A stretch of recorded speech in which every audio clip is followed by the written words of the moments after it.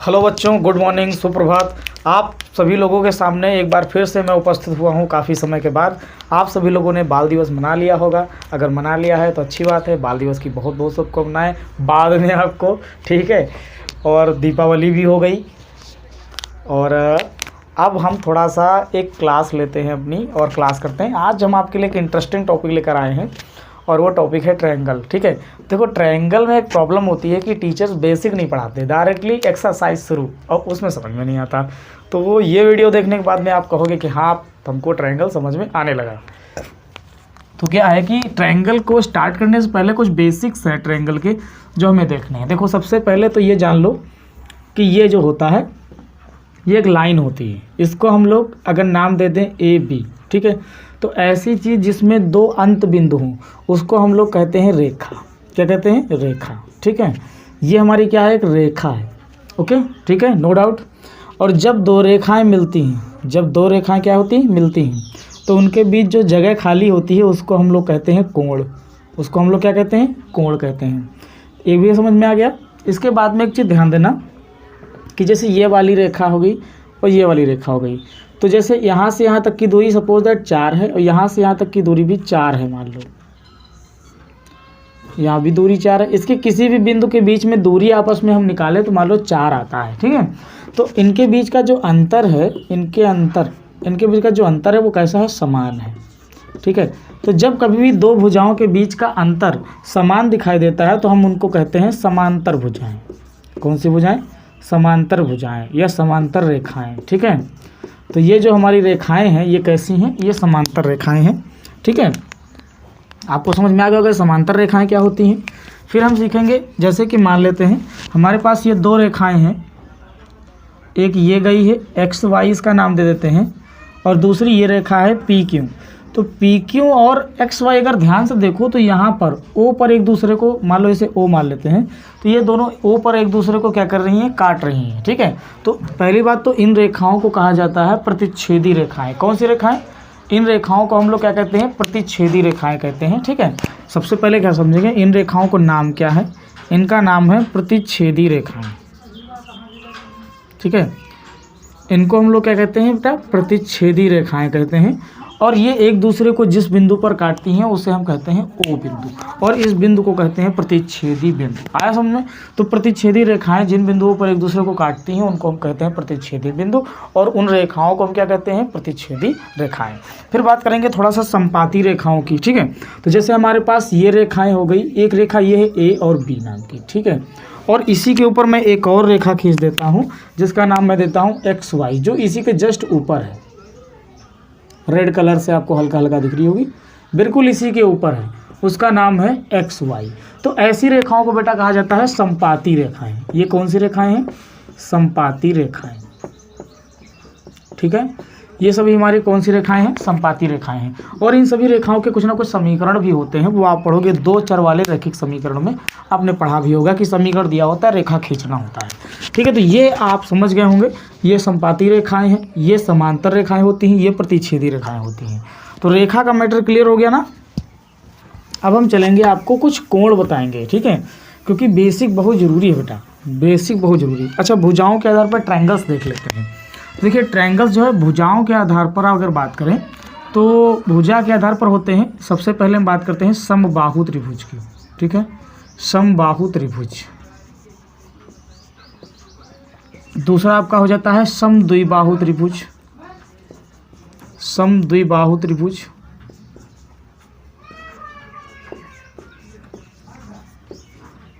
और तीसरा आपका हो जाता है विषमबाहु त्रिभुज,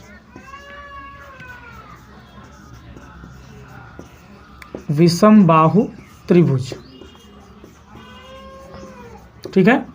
तो अब इनको थोड़ा सा समझ लेते हैं जल्दी जल्दी, क्योंकि ये बहुत ज़रूरी चीज़ें हैं। देखो, समबाहु त्रिभुज ऐसा त्रिभुज होता है जिसकी सभी भुजाएं बराबर होती हैं, ठीक। ऐसा त्रिभुज जिसकी सभी भुजाएं क्या होती हैं? बराबर होती हैं।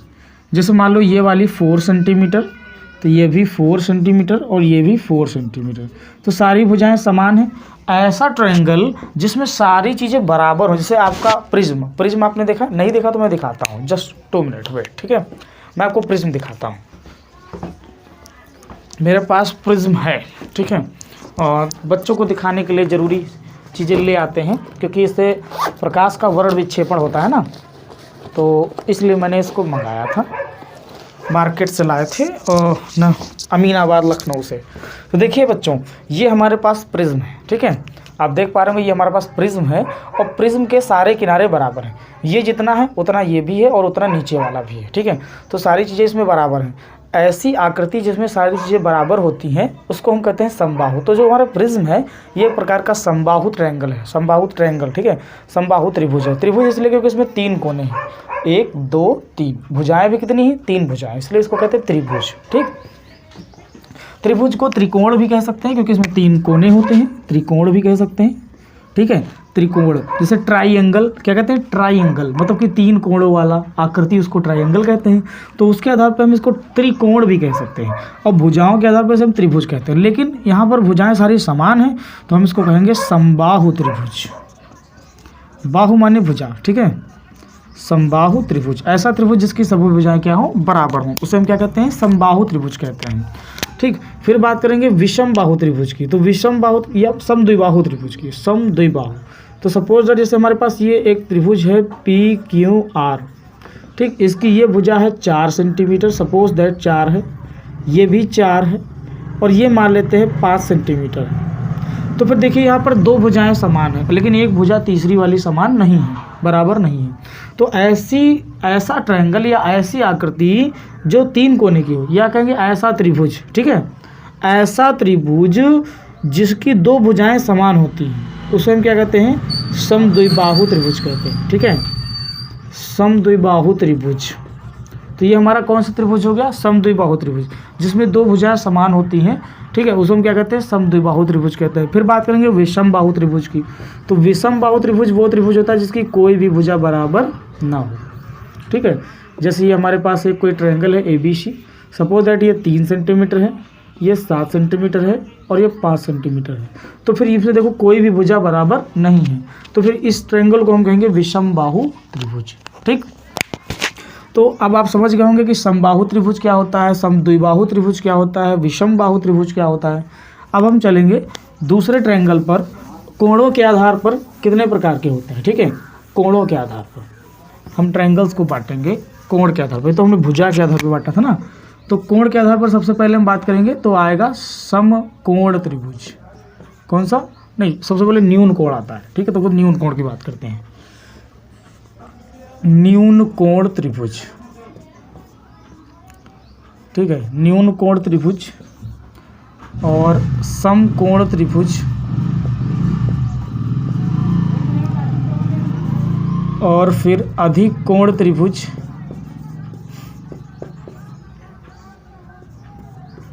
ठीक है। तो इस तरीके से आपके ये हो गए 3 प्रकार के त्रिभुज।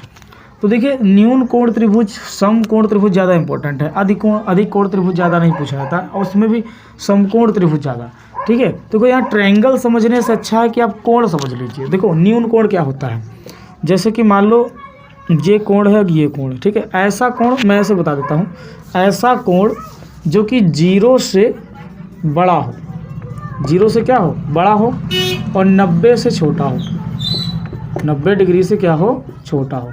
ऐसा कोण जो 0 डिग्री से बड़ा हो, 90 डिग्री से छोटा हो, वो कोण क्या कहलाता है, वो समकोण होता है। क्या, सॉरी, वो न्यून कोण होता है। क्या होता है, न्यून कोण। आया समझ में।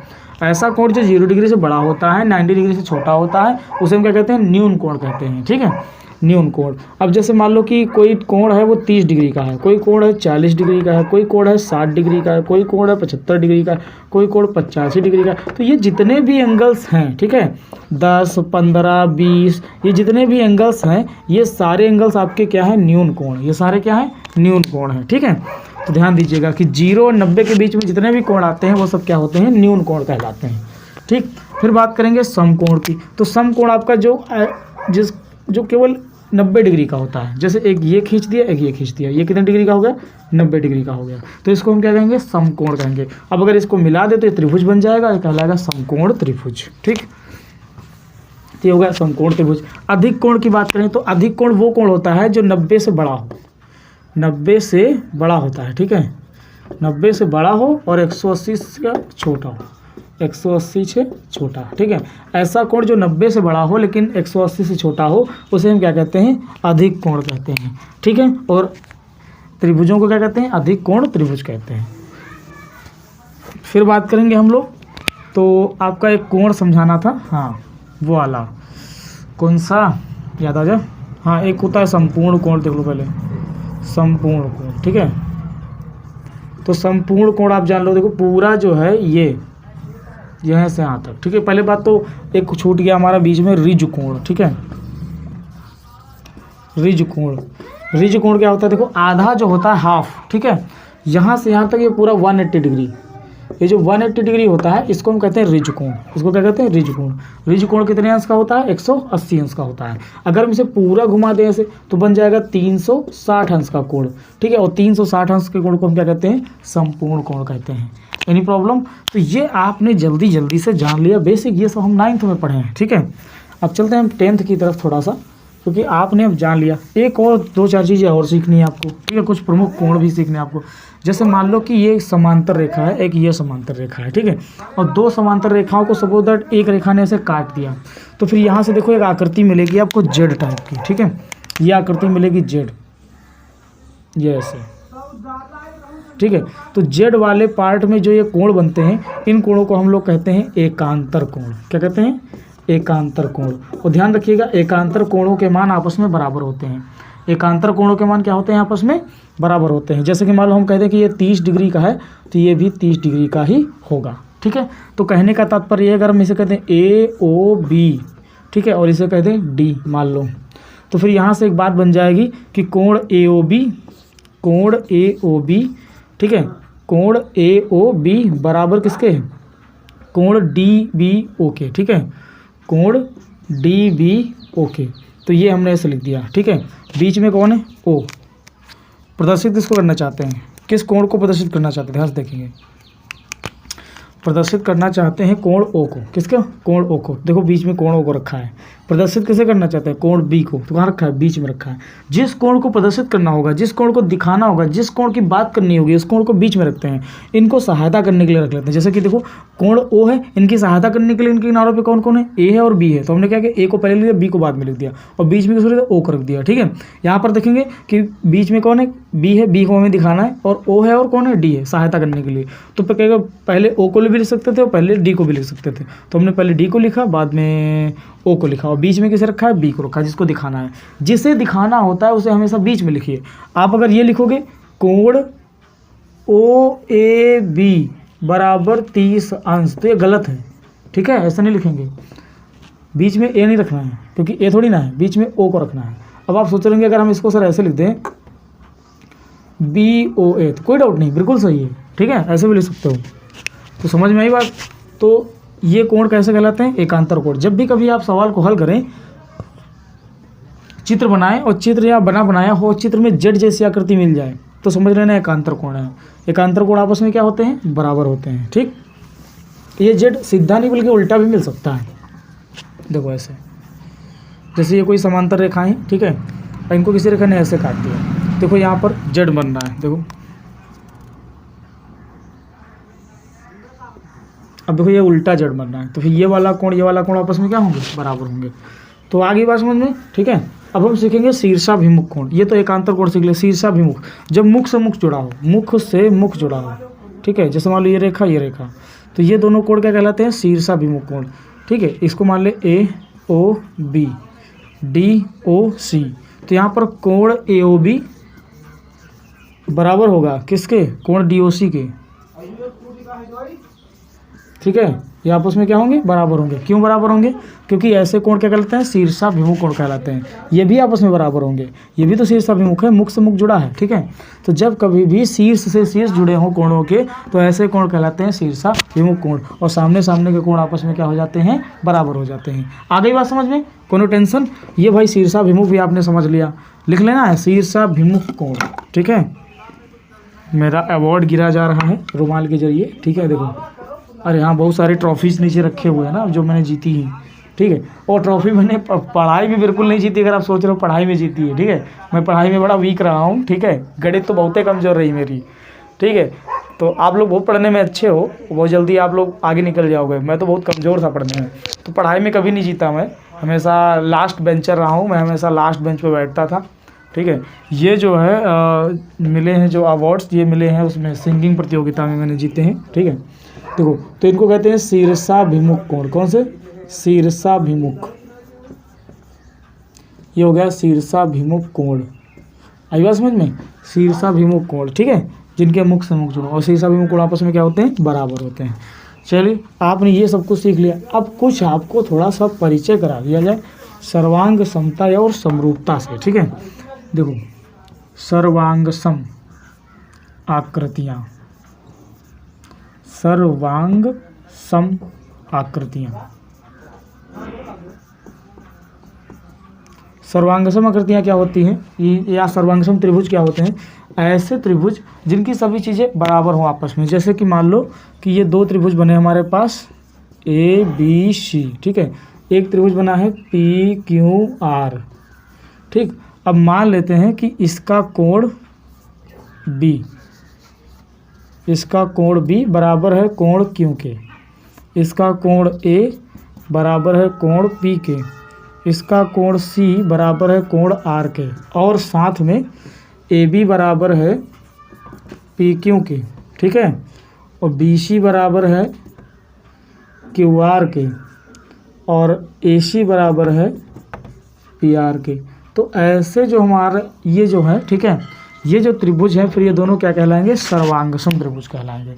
तो हम इसको क्या लिखेंगे कि त्रिभुज ए बी सी सर्वांगसम। सर्वांगसम का त्रिभुज चित्र ऐसे बनता है। ठीक है, दो रजाई एक गद्दा। ठीक है, तो लिखेंगे दो त्रिभुज ए बी सी सर्वांगसम का निशान, और त्रिभुज क्या? P Q R. ठीक है, त्रिभुज कौन सा? P Q are. इस तरीके से हम इसको लिख सकते हैं इन दोनों त्रिभुजों को। ठीक है, तो समझ में आ गया होगा कि सर्वांगसम त्रिभुज क्या होते हैं। और भी सर्वांगसम की बहुत सारे रूल्स होते हैं, जैसे आपकी सर्वांगसमता की प्रमेय होती है इस तरीके से। देखो, जैसे मान लो सबसे पहली कसौटियाँ हैं इसकी कुछ, जैसे कि एस एस एस कसौटी, एस एस एस कसौटी। अब ये एस एस एस कसौटी क्या होती है? जैसे मान लो दो त्रिभुज हैं। ठीक है, एक त्रिभुज है ए बी सी और दूसरा त्रिभुज बना देते हैं पी क्यू आर।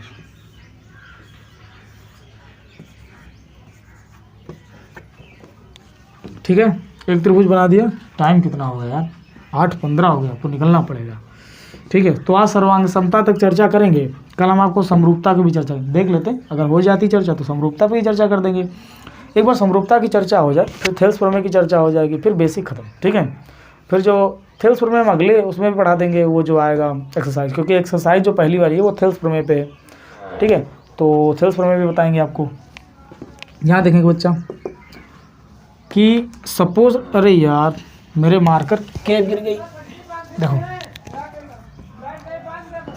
हो हीर मेरी तू हंसती रहे, तेरी आँख घड़ी भर नम ना हो, मैं मरता था जिस मुखड़े पे, कभी उसका उजाला कम ना हो।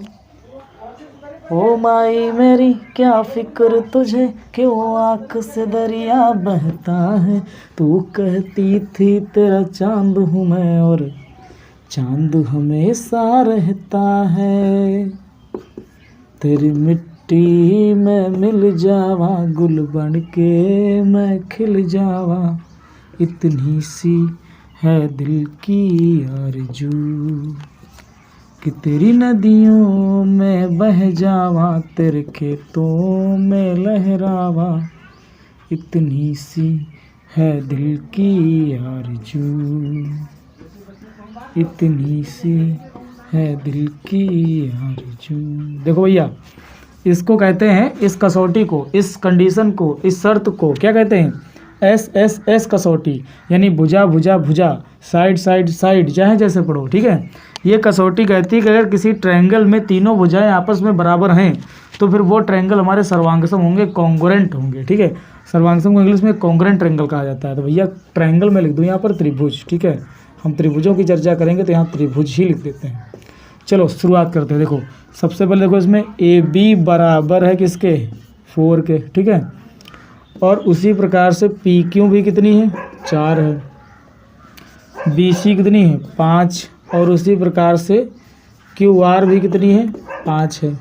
फिर देखो ए सी कितनी है, ए सी है 6 और उसी प्रकार से पी क्यू पी आर भी कितनी है, पी आर भी कितनी है 6 है। अब देखो यहाँ से हम एक चीज़ लिख सकते हैं, क्या लिख सकते हो तुम यहाँ से लिख सकते हो कि ए बी बराबर है किसके पी क्यू के, और लिख सकते हो बी सी बराबर है किसके क्यू आर के, और क्या लिख सकते हो ए सी बराबर है किसके पी आर के। अगर समझ में। अब देखो ये तीनों भुजाएं हैं आपस में बराबर, ठीक। तो यहाँ से भुजा वाली प्रमेय लग जाएगी। क्या, कौन सी कसौटी, एस एस एस कसौटी से, ठीक है। एस एस एस कसौटी से क्या प्रूव होता है कि त्रिभुज ए बी सी सर्वांगसम त्रिभुज पी क्यू आर, ये दोनों एक दूसरे के क्या हैं, सर्वांगसम हैं। तो बोलो आपको एस एस एस कसौटी समझ में आई कि नहीं आई, ठीक। नोट करना हो तो इसका स्क्रीनशॉट ले सकते हो, मैं बहुत जल्द इसे मिटा रहा हूँ, ठीक। अब हम चलेंगे दूसरी कसौटी पर, और दूसरी कसौटी हमारी है, जैसे मान लो साइड एंगल साइड कसौटी, ठीक है। साइड एंगल साइड कसौटी। सपोज दैट कि ये वाली है 6 और ये वाली है 5 और ये वाला कोण है 30 डिग्री और इसमें भी ये वाला कोण है 30 डिग्री, ठीक है। तो यहाँ पर जरूरी नहीं ये वाला हो, कोई भी कोण हो सकता है, इससे कोई बड़ी बात नहीं, ठीक है। बट यहाँ पर हम ये वाला ही लिखते हैं। तो यहाँ से आप क्या करेंगे, देखो सबसे पहले तो लिखेंगे कि ए बी बराबर है किसके पी क्यू के। फिर क्या लिखेंगे कि जो ए सी है वो किसके बराबर है पी आर के। और फिर लिखेंगे कि कोण बी किसके बराबर है कोण क्यू के। अब कोण बी को आप इस तरीके से भी लिख सकते हो, जैसे लिखना है कि ए बी सी, क्योंकि ये बीच में है तो फिर ए किनारे रखेंगे और बीच में दिखाना किसको है बी को, जैसे दिखाना होता है उसे बीच में रखते हैं। तो बी और फिर लास्ट में सी। कोण ए बी सी बराबर है कितना डिग्री 30 डिग्री और किसके बराबर है पी क्यू आर के बराबर, क्योंकि वो भी 30 डिग्री है। तो पी क्यू आर आया समझे। तो ये दो कोण आपस में, तीन चीज़ें देखो, दो भुजाएं बराबर हैं, एक कोण बराबर है, तो कौन सी कसौटी लग जाएगी सहज प्रमेय। चाहे ऐसे लिख लो साइड एंगल साइड प्रमेय से या कसौटी से, ठीक है, कसौटी से। और इसी को तुम ये भी बोल सकते हो एस एस ए, ठीक है, या फिर इसी को बोल सकते हो ए एस एस, तो बदल के कई नाम इसके मिलेंगे, ठीक है। कसौटी से क्या प्रूव हो जाएगा कि त्रिभुज ए बी सी, त्रिभुज A B C congruent triangle P Q R, ठीक है। ये दोनों त्रिभुज आपस में क्या है सर्वांगसम सर्वांगसम सर्वांगसम कॉन्ग्रेंट कॉन्ग्रेंट है, ठीक है। कैसे कॉन्ग्रेंट है। देखो मेरी भैंसिया चिल्ला रही बहुत तेज़ी से, हाँ दूध वाला भी आया नहीं तो उसको दूध लगाया नहीं गया तो वो चिल्ला रही है, ठीक है। चलिए कोई बात नहीं, आपको शोर सुनाई दे रहा होगा, पक्का किसान और देहाती आदमी से आप पढ़ रहे हैं तो आप टेंशन न लीजिए, खैर वो डिस्टर्ब नहीं कर रही है। तो भैया देखो बात समझ में आ गई ना, ये हो गया आपका सहज प्रमेय। अब चलिए स्टार्ट करते हैं अगली प्रमेय जिसे हम कहते हैं एंगल एंगल एंगल, ठीक है। समझ लीजिए, देखो सर्वांग समता पूरी तरह समझ लीजिए कि सब 9th का सिलेबस है और 9th में मोदी जी ने कर दिया लॉकडाउन। मोदी जी का बेचारे करें, कोरोना ही आ गया है तो भैया आप लोग पढ़े नहीं तो दिक्कत हो गई।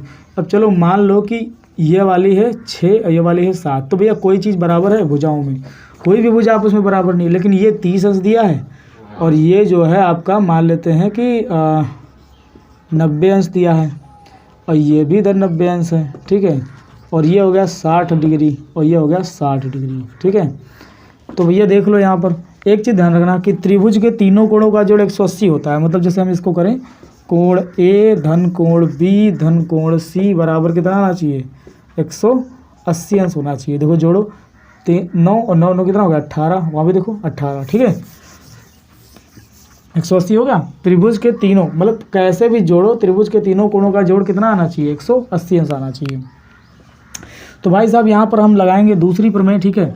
और क्या देखेंगे कि कोण ए बराबर है कोण पी के, कोण बी बराबर है कोण क्यू के, कोण सी बराबर है कोण आर के। अब बराबर है सब आपस में, तो फिर यहाँ से कौन सी प्रमेय लगा देंगे, यहाँ से प्रमेय लगा देंगे एंगल एंगल एंगल, ठीक है। कसौटी से। और भैया ये हो गई सर्वांग समता की कसौटी, समरूपता की ना लिख देना, कसौटी से क्या प्रूव होता है कि त्रिभुज A B C congruent triangle, congruent है त्रिभुज किसके, पी क्यू आर के। बोलो आई बात समझ में, ठीक है। तो ये 3 कसौटियाँ मुख्य रूप से लगती हैं किसके लिए, कॉन्ग्रुएंट ट्रायंगल के लिए। तो भैया आपको कॉन्ग्रुएंट ट्रायंगल तो भेजे में घुस गए पूरी तरीके से। कॉन्ग्रुएंट ट्रायंगल की भुजाएं आपस में बराबर होती हैं, ठीक है। यही 3 चीज़ें कॉन्ग्रुएंट को कॉन्ग्रुएंट बनाती हैं। कोई टेंशन। एक और हो सकती है, जैसे मान लो एंगल एंगल और साइड, ठीक है। एक भुजा बराबर हो और 2 कोण बराबर हो। सपोज दैट जैसे मान लेते हैं कि ये छेद थी और ये भी छेद थी, ठीक है, और ये कोण नहीं बराबर थे। सपोज दैट ये कोण बराबर नहीं थे। मान लो कि ये 30-30 थे, ठीक है, और सपोज दैट ये था 80 डिग्री, 8 3 11 और ये हो गया 70 डिग्री, ठीक है। उसी तरीके से मान लो ये हो गया था आपका 60 और ये हो गया था 90। अब देखो बराबर है आपस में, नहीं बराबर, लेकिन एक कोण बराबर है, ठीक है। और सपोज दैट कि मान लेते हैं कि ये वाला जो है 6 हो गया और मान लो ये 7 हो गई, ठीक है। तो अब देखो 2 भुजाएं बराबर है, तो हम क्या लिखेंगे, एक सेकंड, 2 भुजाएं बराबर नहीं करना है, इसको 8 कर देते हैं, हमें 2 कोण बराबर करने हैं। तो फिर एक काम करो कि जैसे जैसे एक काम कर लो, यहाँ पर जो है थोड़ा सा चेंज करना पड़ेगा, इसको कर लेते हैं, सपोज दैट इसको बता देते हैं, मिटा देते इससे, ठीक है। मान लो कि ये 30 है, ठीक है। भैया नहीं होगा, क्यों नहीं होगा, क्योंकि अगर 2 कोण बराबर होते हैं तो तीसरा अपने आप बराबर हो जाता है। तो भैया एक बात ध्यान दो कि इसकी ये वाली कसौटी होती ही नहीं, एंगल एंगल साइड, ये कोई कसौटी नहीं होती, ठीक है। ये कोई भी कसौटी नहीं होती, कारण कि जब एंगल एंगल, जब 2 एंगल बराबर होते हैं तीसरा अपने आप बराबर हो जाता है। कारण भाई त्रिभुज के तीनों कोणों का जोड़ 180 होता है, तो घटा करके तुरंत वो भी बराबर आ जाता है, ठीक है। तो भैया ये नहीं लगेगी, 3 ही कसौटी हैं आपकी, 3 आपको ध्यान रखनी है। अब हम देखेंगे सर्वांग सम, तो आपने देख लिया, ठीक है। अब देखेंगे समरूप त्रिभुज। टाइम 8:30 में 5 में पकाया, समरूप हो जाएगा, ठीक है। देखो समरूप त्रिभुज क्या होते हैं। तो समरूप आकृतियां वे आकृतियां होती हैं जो दिखाई तो एक जैसी देती हैं, उनका रूप एक जैसा, आकार एक जैसा होता है, लेकिन उनकी माप अलग अलग होती है। जबकि सर्वांगसम में माप वगैरह सब कुछ सेम रहता है, ठीक है। जैसे कि मान लो मेरे पास ये बोर्ड है, ठीक है, और इतना ही एक और इतना ही बड़ा सेम आकार का, सेम लंबाई चौड़ाई का एक और बोर्ड ले आए, तो फिर वो सर्वांगसम होगा इसका, ठीक है। लेकिन अगर ये बोर्ड है और इसी के जैसा, इसी के आकार का, सेम बिल्कुल इसी टाइप का एक बड़ा बोर्ड ले आए जिसकी लंबाई चौड़ाई से थोड़ी ज़्यादा हो, ठीक है, तो फिर भैया वो इसका समरूप तो होगा लेकिन सर्वांगसम नहीं होगा। आया समझे। मेरे हाथ दोनों है, ठीक है, ऐसे रख दें, छिप जाता है पीछे वाला हाथ, तो भैया क्या है, दोनों सर्वांगसम है। लेकिन अगर अभी ग्रेट खली का हाथ हो और मेरा हाथ हो तो आकार तो एक जैसा है लेकिन साइज में इफेक्ट है ना, तो फिर क्या होगा कि भैया वो हो जाएगा समरूप, सर्वांगसम नहीं होगा। सर्वांगसम सारे अंग समान, ठीक है, समरूप रूप एक जैसा। तो भैया ये तो आकृतियों का डेफिनेशन समझ में आ गई, रूप एक जैसा होना चाहिए, ठीक है।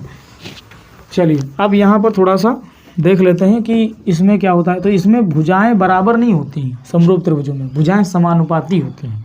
जैसे कि साइड साइड साइड, ठीक है, एक इसकी कसौटी है, इसमें भी ऐसे ही कसौटियाँ होती हैं जैसे उसमें होती हैं, साइड साइड साइड कसौटी, ठीक है। तो जैसे कि इन्होंने कहा कि एक हमारे पास त्रिभुज है ABC, ठीक है, ABC, और दूसरा त्रिभुज है PQR। आपको बताना कि ये समरूप त्रिभुज है कि नहीं, तो उसके लिए कुछ ध्यान दो। जैसे कि इन्होंने लिखा ये 1 है, ये 2 है, ये 2 है, ये 4 है, ये 3 है, ये 6 है। अब इसमें भुजाएं समानुपाती होनी चाहिए। भुजा क्या होनी चाहिए, समानुपाती। जैसे कि AB अब भाग करेंगे किससे, PQ से, ठीक है, बराबर होना चाहिए AC, अब भाग करेंगे इसके PR से। सेम भुजा लेंगे, ठीक है, जो इधर वाले लेंगे वही इसमें भी लेंगे, ठीक, और बराबर इसकी लेंगे BC, तो उसकी भी लेंगे QR। अब जैसे कि इनको रखो तो ये 1/2 आ जाएगा, ये 2/4 आ जाएगा, ये 3/6 आ जाएगा। ये हल करेंगे 1/2 ही रहेगा, 2 1 कम 2, 2 दूनी 4, 3 1 कम 3, 3 दूनी 6, 1/2 बराबर 1/2, ठीक है। देखो तीनों बराबर आ गए, भुजाएं समानुपाती हैं। भुजाओं का अनुपात क्या है, बराबर है। कैसे पता चला कि जैसे इन दोनों का अनुपात निकालें, AB अनुपात PQ, तो इनका अनुपात क्या आया है, 1:2 आया, ठीक है।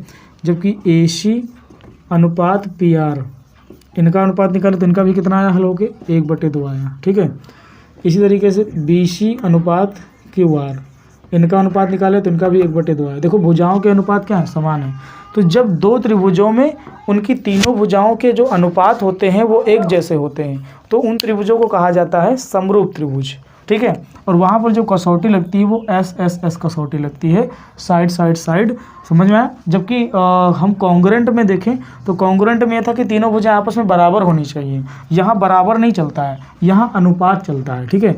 अनुपात समानुपाती होनी चाहिए, ठीक है, आया समझ में। तो चलें, ठीक है, यहाँ पर आपने साइड साइड समझ लिया। अब हम समझेंगे एंगल एंगल एंगल, ठीक है। अगर एंगल एंगल नहीं समझना है तो सबसे बढ़िया बात है, क्या करेंगे कि यहाँ पर एक चीज़ समझ लेते हैं, जैसे सैस, ठीक है, सैस कसौटी, ओके। तो सैस कसौटी में क्या होगा कि जैसे सपोज दैट हम इसको कर देते हैं 4 और इसको कर देते हैं 5, तो भैया इसकी जो है अनुपात इसका समान नहीं आएगा, लेकिन इन दो का अनुपात क्या है, समान है। अब हम कर देते हैं इसका ये एंगल B, इसका ये एंगल Q, ये सपोज दैट है 25, या इतना ना करो, 6 मान लो 45 कर दो, और ये भी है 45, ठीक है। तो यहाँ से आप देख रहे हैं कि दो भुजाएं आपस में समानुपाती हैं, दो भुजाएं क्या आपस में समानुपाती हैं, भैया देख लो ना, इसका भी निकाला गया था, अनुपात समान आया था। और कोण B किसके बराबर है, कोण Q के बराबर है। तो देखो दो भुजाएं समानुपाती हैं और एक कोण बराबर है, तो यहाँ पर ये वाली प्रमेय लग जाएगी और दोनों त्रिभुज क्या सिद्ध हो जाएंगे, समरूप सिद्ध हो जाएंगे। हम लिखेंगे त्रिभुज ABC समरूप का ऐसा निशान बनता है, ठीक है, समरूप त्रिभुज PQR, ये दोनों।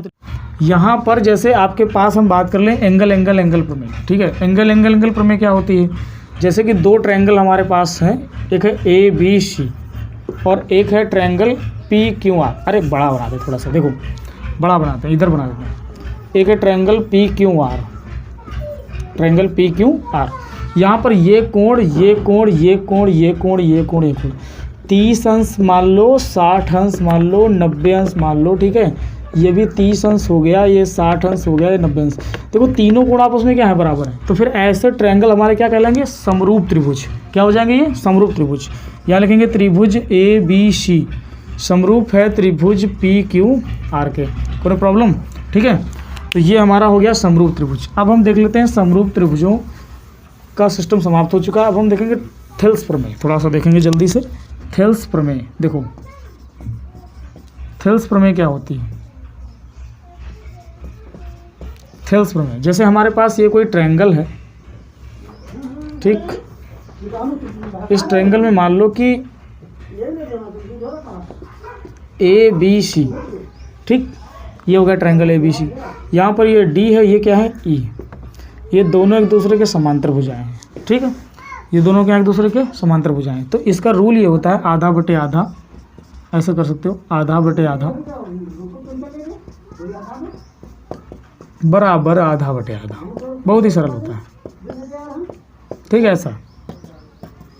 अब यहाँ पर देखो, जैसे कि मान लो ये 2 है, ये 3 है, ये 2 है, मान लो कि ये 4 कर लो, ठीक है, ये जो है 3 कर लो, और इसको निकालना है, नहीं इसको निकालना है, ठीक है, ये 3 कर लो।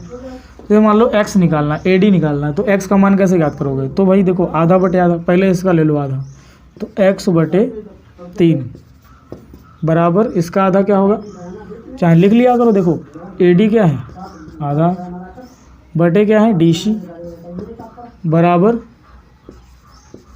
BE बटे EC, ठीक है। AD कितना है x, DC कितना है 3, BE कितना है 3 और EC कितना है 4, ठीक। क्रॉस मल्टीप्लाई करा देते हैं तो आ जाएगा 4x बराबर 9। यहाँ से x बराबर निकल कर आएगा 9/4, ठीक है।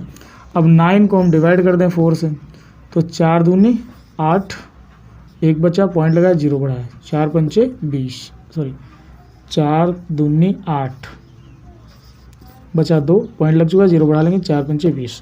तो यहाँ से आपका आ जाएगा x बराबर 2.25। ये हमारा क्या आ गया, आंसर आ गया। ठीक है, आई बात समझ में। तो बिल्कुल इसी टाइप के आपके एक्सरसाइज 6.1 में क्वेश्चंस हैं। उम्मीद करता हूँ आप लोग करेंगे उनको। ठीक है, बाकी हम कल आपके लिए लेकर आएंगे एक्सरसाइज 6.1 का वीडियो, क्योंकि बेसिक पूरा समाप्त हो चुका है। बेसिक का वीडियो पर जरूर देखिए, ज़्यादा से ज़्यादा लोगों पर शेयर कीजिए। ठीक है, क्योंकि बेसिक जब तो मजबूत होगा तभी आप ट्रायंगल को समझ पाएंगे। कल आपको 6.1 के साथ में मिलूंगा, तब तक के लिए नमस्कार।